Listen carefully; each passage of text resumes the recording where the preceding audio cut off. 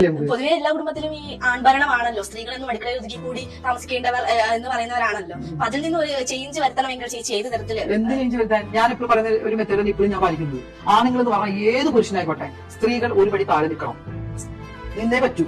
എന്റെ അഭിപ്രായമാണ്, എന്റെ പേഴ്സണൽ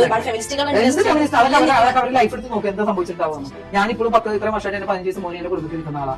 ഒരു താന്നു കൊടുത്തു ഒന്നും സംഭവിക്കാൻ പോകുന്നില്ല. സ്നേഹം കൊടുത്ത് സ്നേഹം വാങ്ങാം.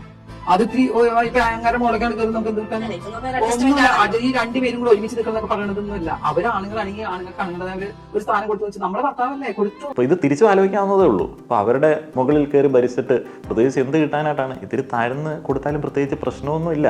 എന്തെങ്കിലും പ്രശ്നമുണ്ടോ? പുരുഷന്മാരോടാണ് എന്തെങ്കിലും പ്രശ്നമുണ്ടോ? പ്രത്യേകിച്ച് ഒരു പ്രശ്നവും ഇല്ല. പരസ്പരം അങ്ങോട്ടും ഇങ്ങോട്ടും പല കാര്യങ്ങളിലും താഴ്ന്നു കൊടുക്കുകയും അഭിപ്രായങ്ങൾ പറയുകയൊക്കെ ചെയ്യുന്ന സമയത്ത് ഈ ബഹുമാനം അങ്ങോട്ടും ഇങ്ങോട്ടും ഒക്കെ ഉണ്ടാവും. നമ്മളങ്ങനെ താഴ്ന്നു കൊടുത്ത ഒരാളെ ബഹുമാനിക്കേണ്ട ആവശ്യമൊന്നുമില്ല. ബഹുമാനം കൊടുക്കേണ്ട സാഹചര്യങ്ങളിൽ കൊടുക്കുക. പരസ്പര ധാരണയോടെ മുന്നോട്ടേക്ക് പോകുന്ന സമയത്ത് ആ മ്യൂച്വൽ റെസ്പെക്ട് ഉണ്ടാവും. ഇതൊക്കെ സ്വാഭാവികമായിട്ട് ഉണ്ടാവേണ്ടതാണ്. ബഹുമാനം ഒന്നും നമുക്ക് പിടിച്ചു വാങ്ങാനായിട്ട് പറ്റില്ല. പരസ്പരം അത് കിട്ടണം, അല്ലെങ്കിൽ ഭയങ്കര ബോറിംഗ് ആയിരിക്കും.